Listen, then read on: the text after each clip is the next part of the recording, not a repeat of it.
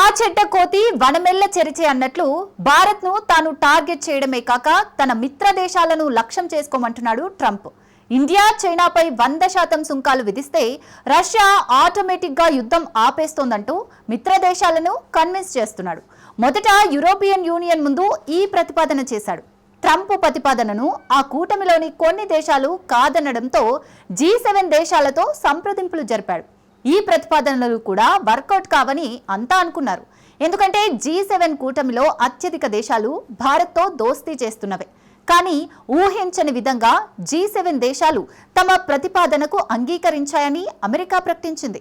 ఈ ప్రకటనే ఇప్పుడు ఉత్కంఠ రేపుతోంది. ఇంతకు G7 దేశాలు నిజంగానే ఇండియా చైనాపై టారిఫ్స్ విధించేందుకు సిద్ధపడుతున్నాయా? అదే నిజమైతే China, Bharat, Russia next action ఎలా ఉంటుంది? G7 కు కౌంటర్ గా బ్రిక్స్ వ్యూహాలు కదబాల్సిన టైం వచ్చిందా? Watch this. భారత్ చైనాపై సుంకాలకు G7 దేశాలు సిద్ధమవుతున్నాయా? అమెరికా 100% టారిఫ్స్ ప్రతిపాదనకి గ్రీన్ సిగ్నల్ నిజమా? ట్రంప్ G7కి కౌంటర్గా Bharat, Russia, China next action ఏంటి?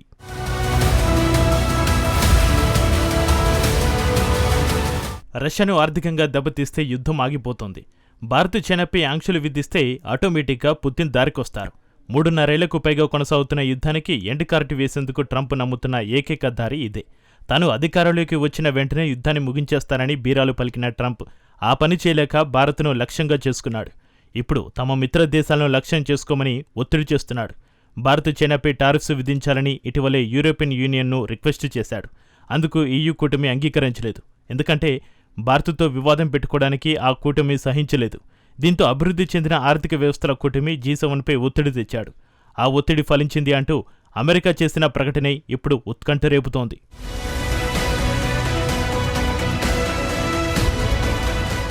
G7 దేశాల ఆర్థిక మంత్రులు రీసెంట్గా వీడియో కాన్ఫరెన్స్లో మాట్లాడుకున్నారు. ఈ క్రమంలో వారి మధ్య సుంకాల విధింపుపై చర్చ జరిగింది. ఈ చర్చకు సంబంధించిన విషయాలు అమెరికా వాణిజ్య ప్రతినిధి జామిసన్ గ్రీర్ ఒక ప్రకటనలో తెలిపారు. ఉక్రెయిన్ యుద్ధం ముగించడానికి నిజంగా కట్టుబడి ఉంటే మాస్కోపై ఒత్తిడి తెచ్చేందుకు ముందుకు రావాలని US ట్రెజరీ కార్యదర్శి స్కాట్ బెన్సెట్ పిలుపునిచ్చారు. అందుకు ఆ దేశం నుంచి చమురు కొనుగోలు చేస్తున్న భారత్, చైనాలపై సుంకాలు విధించాలంటూ అధ్యక్షుడు ట్రంప్ చేసిన ప్రతిపాదనలను ఉద్ఘాటించారు. ఇప్పటికే భారత దిగుమతులపై అమెరికా భారీ సుంకాలు విధించిన విషయాన్ని అక్కడ ప్రస్తావించారు. ఈ క్లిష్ట సమయంలో నిర్ణయాత్మక చర్య తీసుకోవడానికి మీరంతా ముందుకు వస్తారని ఆశిస్తున్నామని వెల్లడించారు. ఈ సందర్భంగా యుద్ధం ముగింపునకు కట్టుబడి ఉన్నామంటూ G7 సభ్య దేశాలు చేసిన ప్రకటనని తాము స్వాగతిస్తున్నట్లు తెలిపారు. దీని ప్రకారం చైనా, ఇండియాపై సుంకాల విధింపునకు ఆయా దేశాలు సిద్ధమైనట్లుగా వార్తలొస్తున్నాయి.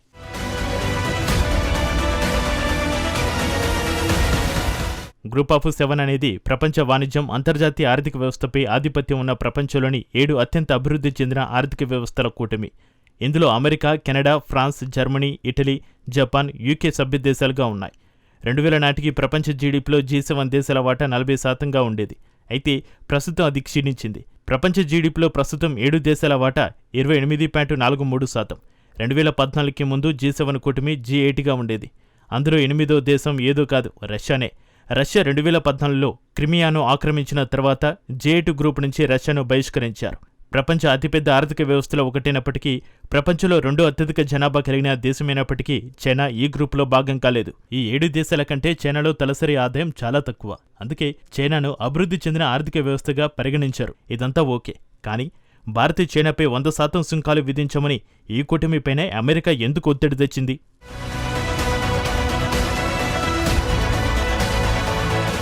G7 దేశాలు ఆల్రెడీ రష్యాపై భారీగా ఆంక్షలు విధించాయి.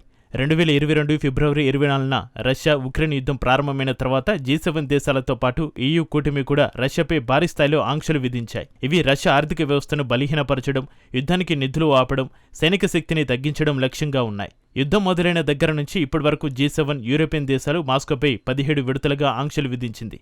ఈ ఆంక్షలు రష్యా ఆర్థిక వ్యవస్థకు తీవ్ర ఒత్తిడి కలిగించాయి. ఆంక్షల కారణంగా ఏకంగా $500 బిలియన్ ఆదాయం కోల్పోవాల్సి వచ్చింది. అంతేకాదు ఇతర దేశాల్లోని భారీగా ఆస్తులు స్తంభించిపోయాయి. అయినప్పటికీ రష్యా ఆర్థిక వ్యవస్థ పూర్తిగా కుప్పగూలే పరిస్థితి రాలేదు. అందుకు కారణం చైనా, భారత్, బ్రెజిల్ వంటి బ్రిక్స్ దేశాలు రష్యా చమురు కొనుగోలు చేయడమే అంటోంది అమెరికా. అందుకే రష్యా నుంచి చమురు కొంటున్న దేశాలపై 100% సుంకాలు విధిస్తే పుతిన్ దారికొస్తాడనేది డొనాల్డ్ ట్రంప్ ప్లాన్. G7 దేశాలు ముందుకొస్తే ఆటోమేటిక్గా యూరోపియన్ దేశాలు కూడా ఆ పని చేస్తాయని భావిస్తున్నాడు. కానీ అది అంత ఈజీ కాదు.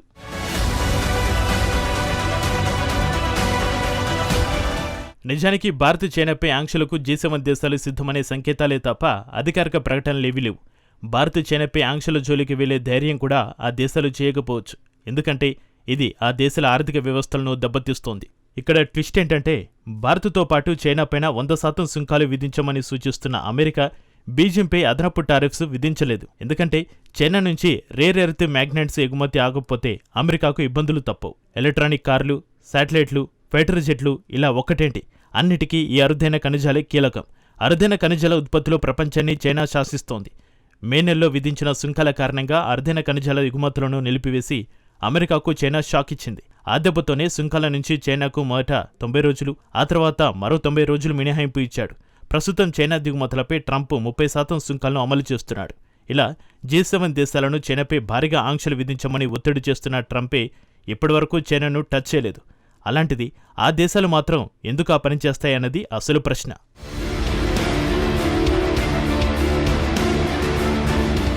మరోవైపు చైనా సంగతి ఎలా ఉన్నా G7 దేశాలన్నింటితో మన దేశానికి చాలా మంచి సంబంధాలే ఉన్నాయి. ట్రంప్ పుణ్యమాని అమెరికాతో గ్యాప్ వచ్చింది తప్ప France, Japan, Italy, UK, Germany, ఆఖరికి కెనడా కూడా భారత్కు సత్సంబంధాలు ఉన్నాయి. పైగా ఇటీవలే బ్రిటన్తో ఫ్రీ ట్రేడ్ డీల్ అమలుకి వచ్చింది. SCO సమ్మిట్కు ముందు ప్రధాని మోడీ జపాన్లోనే పర్యటించారు.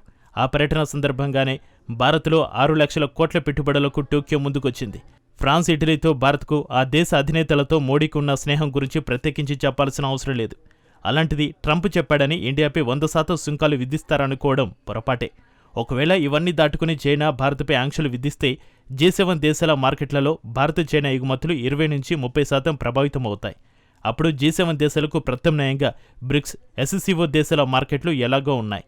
ఇప్పటికీ ఆ దిశగా ప్రయత్నాలు సైతం జరుగుతున్నాయి. ట్విస్ట్ ఏంటంటే ట్రంప్ మాటలను లెక్క చేయకుండా ఇటీవలే మన దేశంతో స్వేచ్ఛ వాణిజ్య ఒప్పందానికి సిద్ధపడింది యూరోపియన్ యూనియన్. ఈ ఒక్క డీల్ చాలు డొనాల్డ్ ట్రంప్ సుంకాల వ్యూహాన్ని తిప్పికొట్టడానికి.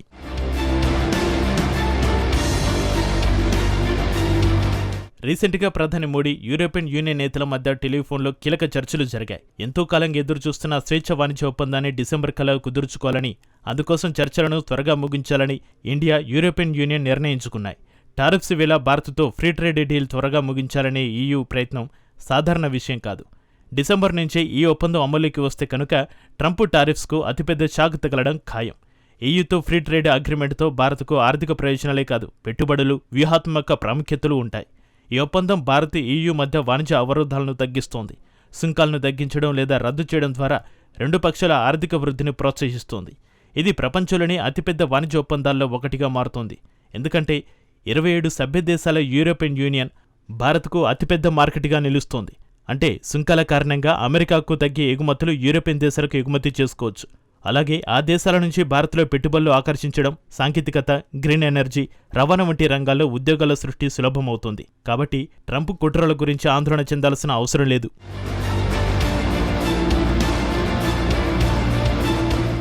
ఒకవేళ చైనా, ఇండియాపై G7 దేశాలు నిజంగా 100% సుంకాలు విధించినా పుతిన్ చూస్తూ ఊరుకోరు.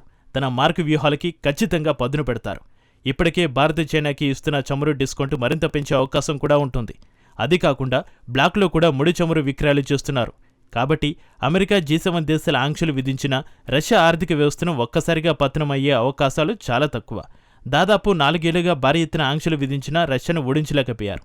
ఇండియా, చైనాపైన 100% సుంకాలు విధించిన చమురు డిస్కౌంట్లతో కవర్ చేసే ప్రయత్నాలు జరుగుతున్నాయి. కాబట్టి అవేవీ ఫలితాన్ని ఇవ్వలేవు. మరీ కట్టుదిట్టంగా ఆంక్షలు విధిస్తే మరికొన్ని సంవత్సరాల తర్వాత కానీ వాటి ప్రభావం మాస్కోపై పడదు. అప్పటి వరకు పుతిన్ చూస్తూ ఊరుకుంటారనుకుంటే అంతకంటే అమాయకత్వం ఏదీ ఉండదు. ఈలోగా ట్రంప్తో పాటు G7 దేశాల లెక్క సరిచేసే వ్యూహాలు ఖచ్చితంగా చేస్తారు. G7కు కౌంటర్గా బ్రిక్స్ను, డాలర్ డామినేషన్కు చెక్ పెట్టేలా బ్రిక్స్ కరెన్సీని తెరపైకి తెచ్చినా ఆశ్చర్యపోవాల్సిన అవసరం లేదు. అన్నిటికీ మించి ఎప్పటినుంచో ట్రంప్ను భయపెడుతున్న Russia, India, China alliance active అయ్యే అవకాశాలు ఉంటాయి. నిజానికి రష్యా ప్రధాన లక్ష్యం పశ్చిమ దేశాలకు వ్యతిరేకంగా ఒక కూటమిని తయారు చేయడమే. ఈ మిషన్కు ఇండియా, చైనా అత్యంత కీలకం. ఈ రెండు దేశాలకు భారీ సైన్యాలతో పాటు స్ట్రాంగ్ ఎకానమీలు ఉన్నాయి. దీంతో ఈ కూటమి ద్వారా పశ్చిమ దేశాలు, ముఖ్యంగా అమెరికా, యూరోప్ ఆధిపత్యాన్ని సవాలు చేస్తూ బహుపాక్షిక ప్రపంచ వ్యవస్థను బలోపేతం చేయవచ్చు. ఈ దేశాలు కలిసి వాణిజ్యం, సాంకేతికత, ఇంధన వనరుల సహకారాన్ని పెంచుకునే అవకాశం ఉంటుంది.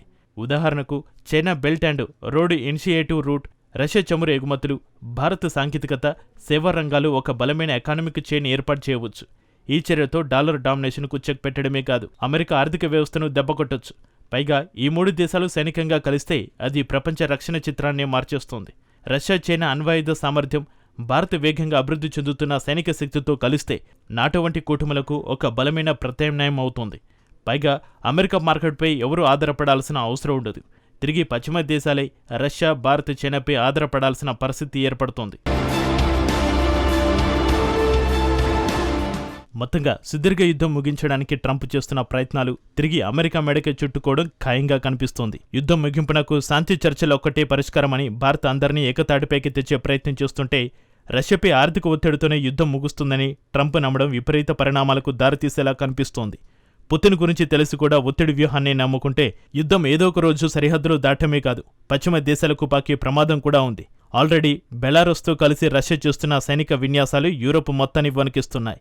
డొనాల్డ్ ట్రంప్ మొండిగా ఇలాగే ముందుకెళ్తే ఈ సైనిక విన్యాసాలే రియల్ వార్గా మారినా ఆశ్చర్యపోవాల్సిన అవసరం లేదు. ఒక్క ముక్కలో చెప్పాలంటే ఇప్పటికే తెగించిన పుతిన్ రెచ్చగొడితే రష్యా అధినేత గురి ఎటు తిరగాలో అటే తిరుగుతోంది.